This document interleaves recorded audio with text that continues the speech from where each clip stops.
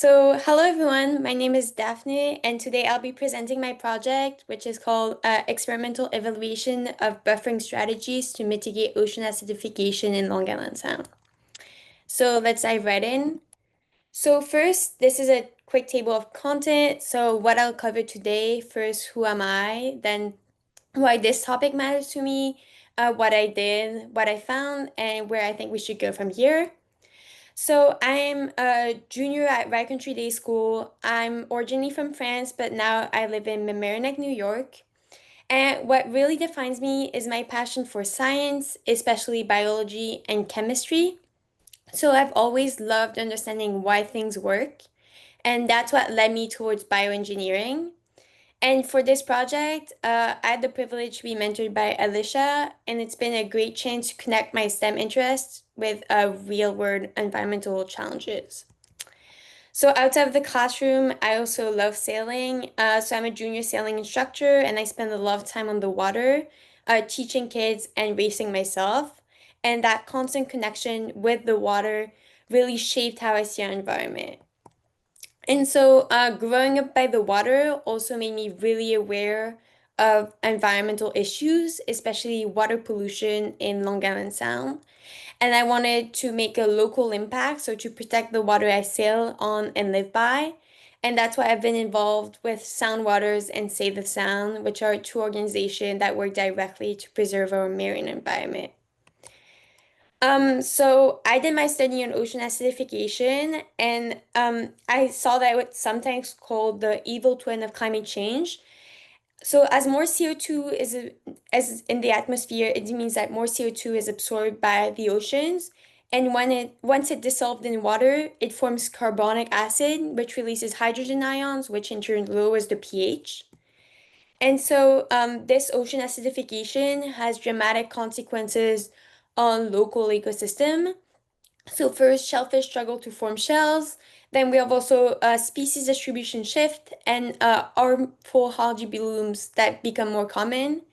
And both societies and economies are also affected too. So it's not just about the chemistry, but it cascades into real ecological and economic damage.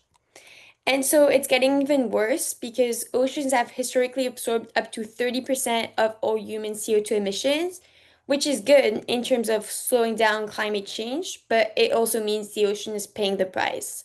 So it's becoming less capable of storing carbon dioxide as acidification weakens marine life, especially plants. And so it's becoming a dangerous spiral. I was looking if there were any solutions. So I think the best one would be to reduce CO2, but in the meantime, we need to do something. So I was thinking about can we locally mitigate acidification by adding alkaline buffers? And I saw that there was plenty of literature on buffering in theory, but almost no studies on its real-world feasibility and scalability or its persistence over time. And that was the gap I wanted to explore. So I decided to develop a protocol to test different buffering strategies, and I designed an experiment looking at chemical buffers like baking soda and natural one like crushed coral and crushed oysters, and also the biological influences from plants. And I wanted to test not only what works in theory, but what works under realistic and repeated stresses. So I divided my experiment into four main series. I first look at how natural buffering from plants works, then how buffer types and doses affect ocean pH, then how repeated acidification event affect pH, and eventually I looked at the impact of the environment on gas exchanges. And so this was truly a hands-on project. So I set up tanks at my home and ran experiment throughout the summer. It was a big commitment, but it was incredibly rewarding to see science happening in real time and to gather such a rich data set. So my setup included 40 plus experiment and each one lasted 1 to 2 weeks. So I had both tanks from Long Island Sound water and some with dechlorinated fresh water. Some had plants, some didn't, and then I exposed to acid shocks and then I treated them with buffers. And every day I measured pH, salinity, temperature, and I ultimately connected 939 data points. So this is my setup. First, I collected gallons of water from the Long Island Sound, and then I set up my home lab with glass tanks. And then finally, I looked at native plant species at local nurseries. So these are the results from my different experiments. So in the first experiment, I looked at how acidification and natural buffering um, is affected by various plants. So I used both salt water and fresh water. And then some I planted and some didn't, and then I exposed them to acid and sometimes added buffers. So what I see was really interesting because you can see that acidified tanks drop quickly and recovery is strongest when buffers present. So the green line on the left graph represent acid plus buffer, and they almost catch up with the blue non-acidified control. And then the freshwater system, which is the graph on the right, were much less resilient than saltwater. And then interestingly, plants had mixed effect depending on their species. And so this kind of gave me a baseline, which meaning that buffering really works and freshwater is more vulnerable and that plants have an impact on ocean pH. And then in my second experiment, I compared buffer types and doses. So I compared crushed coral, which is an organic buffer, and baking soda, which is a chemical buffer with different acid levels. And the key takeaway was that chemical buffers act fast while natural buffer acts more steady. So in the graph, you can see baking soda in green, shooting pH up quickly while crushed coral, so it's blue and red, climbs more slowly. And interestingly, the quantity of crushed coral didn't matter that much. And then for the third experiment, I simulated a more realistic scenario, which is repeated acidification event. So every 48 hours, I would add more acid to both the freshwater and the saltwater tanks, with and without buffers, and sometimes with plants. So here you can see that the tanks without buffers, the pH drop dramatically with each sock. So these would be the blue lines. And then when they has baking soda, so this would be yellow lines, the system bounced back more strongly every time. And then crushed coral, which is the red lines, it had a positive effect, particularly in salt water, but less so in fresh water. And so plants again had mixed effect. And so the main conclusion was that buffers can still work under repeated stress, which is critical if we think about real life conditions. And so this was the last series. So it was bit different because it wasn't planned at the beginning, but I noticed that all tanks recovered somewhat, including those with no buffer and only acid. And so I wondered if the tanks were not reaching in the long run an equilibrium with the CO2 concentration from the atmosphere. And so I compared behaviors in tanks that were air sealed and some that were open. And so the results were really interesting because I thought that water pH in open tanks quickly returned to normal pH much quicker than the water in sealed tanks. And so atmospheric exchanges seem to prevail. And in other words, the impact of my buffers is dwarfed by the impact of CO2 equilibrium between water and air. And so this is an important finding because it validates the hypothesis that atmosphere drives the pH of oceans.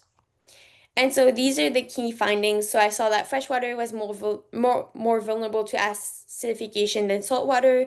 I also saw that buffers work to fight acidification, but the buffer type matters. So chemical buffers act fast, while organic buffers are steadier. I saw that plants help a little, but not enough on their own, that buffers do not seem to wear out under repeated acidification shocks, and that CO2 concentration in the atmosphere does drive the pH of oceans. And though, given that this experiment was on a small scale, there were multiple limitations, including the fact that the buffer doses I used may not directly scale to real-world application, and that I only tested a few species of plants over a short time. So more work is needed before drawing big conclusions.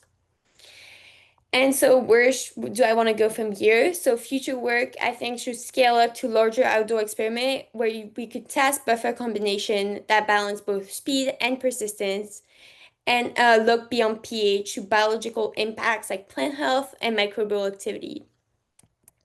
And so finally, why does this matter to me? Because I think we urgently need creative solutions to fight climate change, and oceans are central to both our climate and our ecosystem, but they're under immense stress. And so my hope is that studies like mine, even at small scales, can help push the conversation forward. So thank you. Thank you, Daphne. That was really great. We do have a question in the Q&A.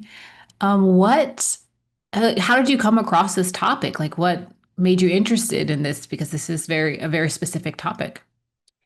So at first I was really interested about water pollution because I know that the Long Island Sound, which is the bay near New York gets really polluted, especially after heavy rains.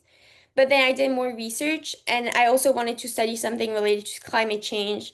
And I saw that ocean acidification was something that we don't really talk about, but it's really important because oceans really help with CO2 absorption and they're key if we want to mitigate climate change. And I also thought it was a more simple thing to like really see the effect of climate change and just saying that like the temperature is rising because in some area the temperature is actually decreasing. And so I thought it was a good like visual for people to see the effects of climate change. Thank you. Thank you for answering that. And then the last question we have is, what was the most surprising or unexpected finding in your research, and how did it change your initial assumptions about the topic? Well, I think the last experiment, especially, it showed that like the importance of gas exchanges between the atmosphere and the open tanks was really interesting because I didn't know that the atmosphere played such a big role with the water because I thought they were kind of separate topics. And so I think it changed my perception on the experiment. Wonderful. Thank you. You did such a great job, Yeah. Daphne. Thanks for presenting.